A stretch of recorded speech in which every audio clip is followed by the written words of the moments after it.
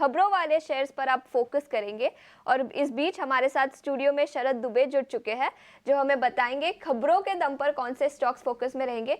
शरद, कल important GST बैठक थी, सबसे पहले वो बताएं कौन से स्टॉक्स जीएसटी बैठक के दम पर फोकस में रहेंगे। जी बिल्कुल आशीषा, आपने सही कहा। जीएसटी के अनाउंसमेंट्स तो आ गए, लेकिन हमारे व्यूअर्स को चाहिए स्टॉक का इम्पैक्ट क्या है। बिल्कुल। इसीलिए हम लोग यहाँ पे बैठे हैं। सबसे पहला बात करेंगे तो हेल्थ इंश्योरेंस स्टॉक्स पे जो है आज थोड़ी नेगेटिव रिएक्शन देखने मिल सकती है। पूरे बाजार में जो था, हमने 2 से 3 दिन में मोमेंटम देखा था कि ओवरऑल जीएसटी कट की प्रपोजल आ सकती है, अनाउंसमेंट आ सकती है, और सब ने, बहुत सारे स्टेक होल्डर्स ने बातचीत की थी।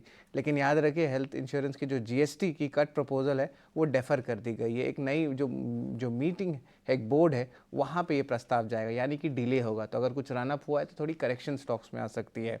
बीकाजी फूड्स, गोपाल स्नैक्स, ये जो नमकीन वाले स्नैक्स होते हैं, इनके लिए पॉजिटिव है। यहाँ पे जीएसटी रेट कट आया है। 18% पहले जीएसटी था, तो अब वो 12% हो जाएगा, यानी कि जब आप भुजिया खरीदेंगे तो सस्ता रहेगा।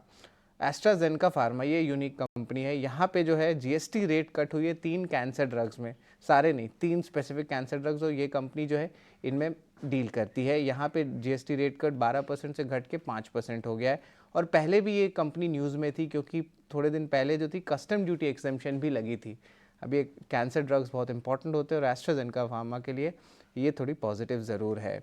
इम्पैक्ट्स के बाद जीएमआर एयरपोर्ट्स पे भी फोकस कर लेते हैं। एक सस्ते डील हुई है, जहाँ पे लगभग 10% स्टेक दिल्ली इंटरनेशनल एयरपोर्ट में इन्होंने फ्रैपॉर्ट फ्रैंकफर्ट एयरपोर्ट सर्विसेज से ली है। टोटल वैल्यू 1040 करोड़ रुपए का, यानी कि $126 मिलियन का, पर बहुत सस्ते वैल्यूएशन में ली है। अब इनका जो स्टेक है दिल्ली इंटरनेशनल एयरपोर्ट में हो जाता है 74%, और जो बाकी 26% है वो एयरपोर्ट्स अथॉरिटी ऑफ इंडिया है लिया है। और एनालिस्ट का मानना है कि ये स्टेक अगर वो खरीदते हैं तो महंगे वैल्यूएशंस में आ सकते हैं। डिक्सन टेक का जो करार हुआ है, उनकी जो आर्म है पैजेट इलेक्ट्रॉनिक्स, उन्होंने करार किया एचपी इंडिया के साथ, जहाँ पे वो मैन्युफैक्चर करेंगे नोटबुक, डेस्कटॉप और all in one PCs. And of course ये जो है आपके तमिलनाडु रीजन में जो है यहाँ पे ग्रोथ देखने मिलेगी। नज़ारा टेक की बात करें तो 12 सितंबर को इंपॉर्टेंट बोर्ड मीट है फंड रेज को लेकर, जहाँ पे वो प्रेफरेंशियल बेसिस पे जो है विचार करेगी कि कहाँ से इक्विटी अलॉट करेगी। और आखिर में टाटा पावर फोकस में रहेगा, जहाँ पे सोलर सेल की प्रोडक्शन उन्होंने शुरू कर दी है। भारत के सबसे बड़े एकमात्र सिंगल लोकेशन सोलर प्लांट पे, जो भी तमिलनाडु में लोकेटेड है। तो ऑफकोर्स बहुत सारे न्यूज़ फ्लोज तमिलनाडु रिलेटेड देखने मिल रहे हैं, स्पेशली इंडस्ट्रियल ग्रोथ को लेके। तो ये ओवरऑल जो है जीएसटी इम्पैक्ट और थोड़ी सी ग्रोथ नंबर्स जो है हमें अपने स्टॉक्स एंड न्यूज़ में दिखा है आज। बिल्कुल, तो एक्सपेंशन प्लान्स के चलते टाटा पावर, इसी के साथ जीएसटी से कुछ इंपॉर्टेंट टेक अवेज आए हैं, जिसके चलते भी कई सारे स्टॉक्स आज फोकस में रहेंगे। शरद, शुक्रिया हमारे साथ जुड़ने के लिए। लेकिन अब ब्रोकरेज रिपोर्ट से क्या निकल कर आया है, ये बताने के लिए अब हमारे साथ वरुण स्टूडियो में जुड़ चुके हैं। वरुण, गुड मॉर्निंग, बताएं कौन सी इंपॉर्टेंट ब्रोकरेज रिपोर्ट्स है आज। Good morning Ashisha. तो शुरुआत करूंगा एसबीआई लाइफ के साथ, क्योंकि वहाँ पे एक अच्छी रिपोर्ट आई है इंक्रेड की, जहाँ पे इन्होंने टारगेट बढ़ा दिया है अपना। आप देखिए, टारगेट 1750 से बढ़ा के 2150 का किया है।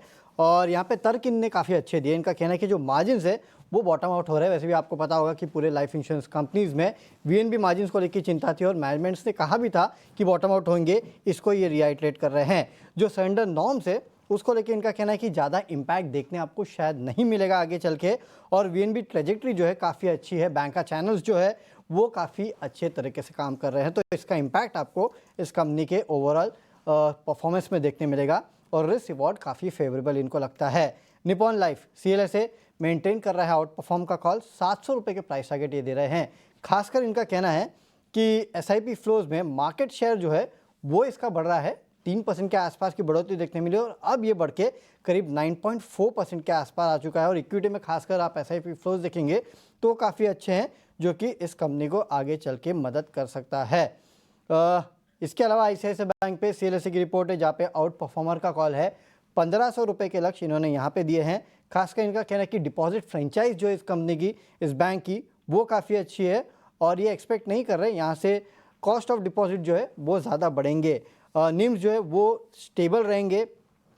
हो सकता है कि रेट कट के बाद थोड़ा बहुत हल्का फुल्का निम कंट्रैक्शन देखने मिले, लेकिन आगे की ग्रोथ ट्रैजेक्टरी अच्छी है। खासकर लोन को लेके बिजनेस ग्रोथ और खासकर एमएसएमई में कंपनी काफ़ी बेहतर ग्रोथ कर रही है। मेरिको गोल्डमैन की रिपोर्ट है। खरीदारी की सलाह 715 के लक्ष्य इन्होंने दिए हैं। ये कह रहे कि भारत का कारोबार अच्छा ग्रो कर रहा है। FY25 में डबल डिजिट के आसपास की ग्रोथ देखने मिलेगी। फूड और पर्सनल केयर बिजनेस जो है वो अगले 3 साल में दोगुना बढ़ सकता है, ये इनका कहना है। इसके लिए फिर से रिआइटरेट कर रहा है खरीदारी की सलाह 715 के लक्ष्य। और एक इंटरेस्टिंग रिपोर्ट मोतीलाल ओसवाल की आईटी सेक्टर पे आई है, जहाँ पे काफ़ी सारे स्टॉक्स में इन्होंने प्राइस चेंज किया है, अपग्रेड किया। आप अपने स्क्रीन पे एक एक स्टॉक्स को देख सकते हैं। Coforge, TCS, Infosys, HCL tech Mahindra, LTI, Mindtree, Mphasis, LNT tech, Cyient, इन सब पे इन्होंने अपने प्राइस टारगेट जो है बढ़ा दिए हैं। खासकर ये कह रहे हैं कि रिकवरी आपको जो है आगे देखने मिल सकती है। डिस्क्रिशनरी स्पेंडिंग कट जो है वो ज़्यादा आपको देखने नहीं मिलेंगे, आगे चल के यहाँ सुधरते हुए नजर आएगी। और टॉप पिक्स इनके जो है HCL Tech, LTI, Mindtree, persistence system, ये बने हुए हैं। तो पूरे आईटी सेक्टर पे मोतीलाल की रिपोर्ट है। बिल्कुल, तो मोतीलाल की रिपोर्ट के चलते कई सारे आईटी स्टॉक्स फोकस में रहेंगे। उन्होंने अपने टारगेट प्राइसेस बढ़ाए हैं। इसी के साथ आईसीआईसीआई बैंक, एसबीआई लाइफ और निप्पॉन लाइफ जैसे स्टॉक्स भी आज फोकस में रहेंगे। वरुण, शुक्रिया पूरी डिटेल्स लेकर हमारे साथ जुड़ने के लिए।